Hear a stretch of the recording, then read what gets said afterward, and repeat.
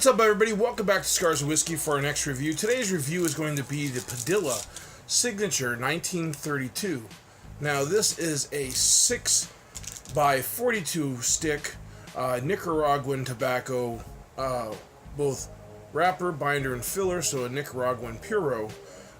Originally comes from Miami, and the price point on this cigar is about $13. Now, however, I got this cigar through a Cigars International sampler bundle, so this might be, sometimes you get some cheaper cigars, sometimes you get some more expensive cigars, just depends on what their brands are that they're putting together, but as you can see, it is a dark Nicaraguan wrapper, very minimal veins, very tight seams, looks like it's well packed, and we're getting constantly off the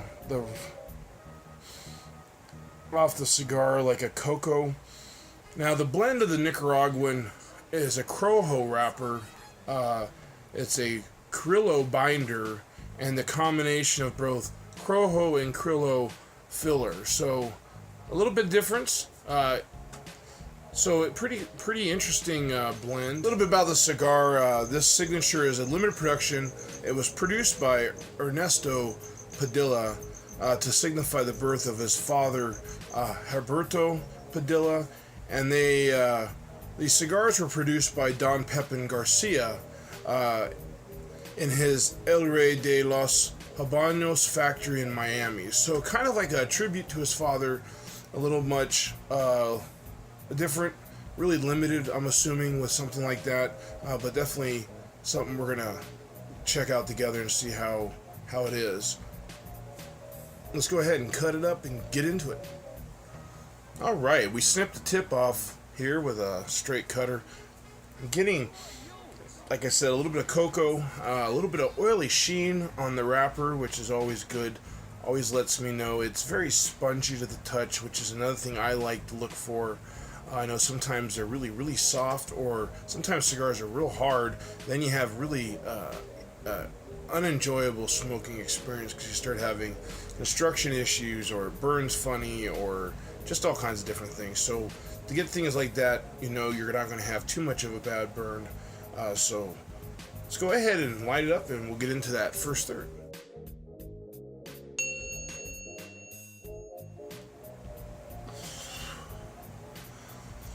After I lit it real evenly, I got a real heavy smoke right off the bat, which is always a good sign, at least I think so. I'd have to say, though, after those couple puffs, it's definitely a medium cigar.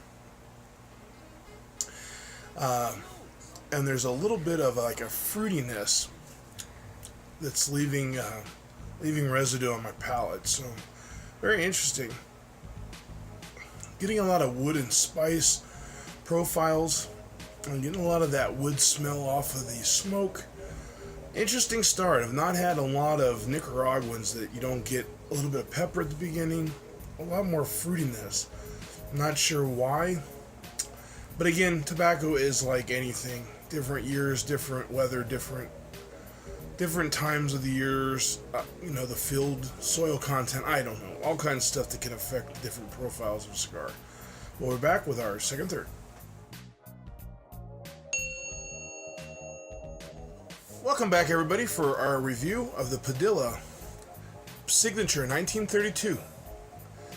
Now, in the second third, profiles, not a very complex cigar overall, flavor profiles. I am getting a little bit of leather now that's starting to make its surface on it.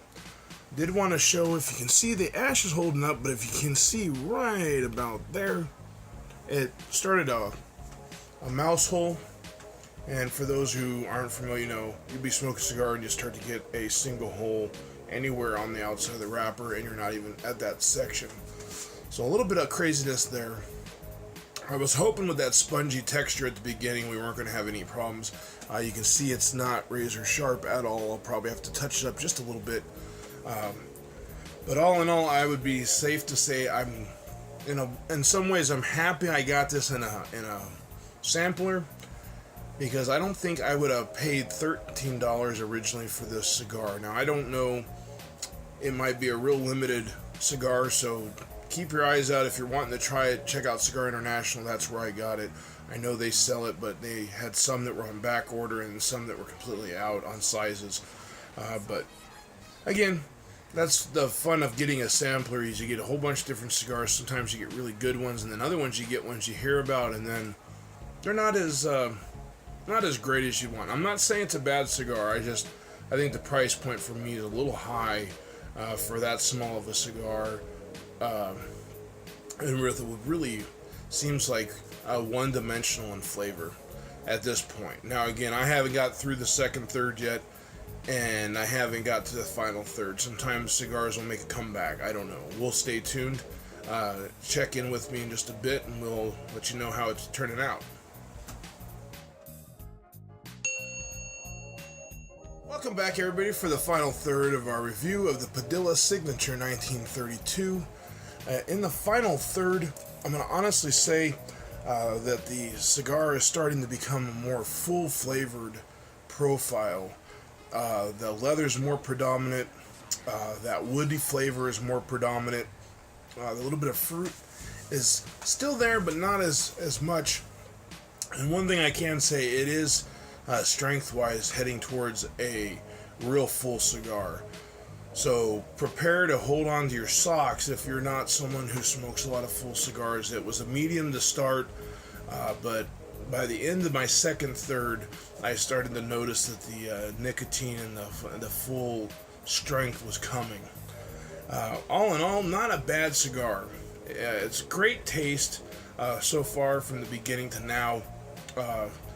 But I don't think, like I said earlier, I don't think it'd be something I would purchase again.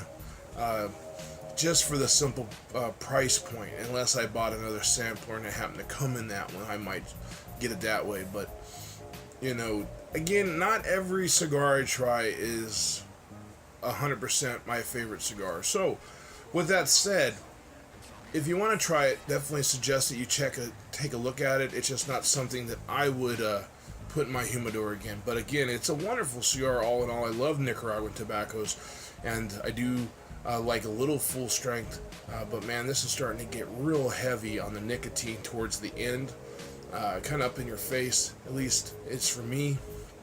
But again, it's still morning, and I didn't eat anything, so it might be different if I ate a meal and then tried it. I know a lot of times people don't realize that affects it as well. So if you like this video, please hit like and subscribe. Always leave your comments. Thanks again for tuning in to Cigars and Whiskey. Have a great day. Have a great smoke, and I'll see you next time.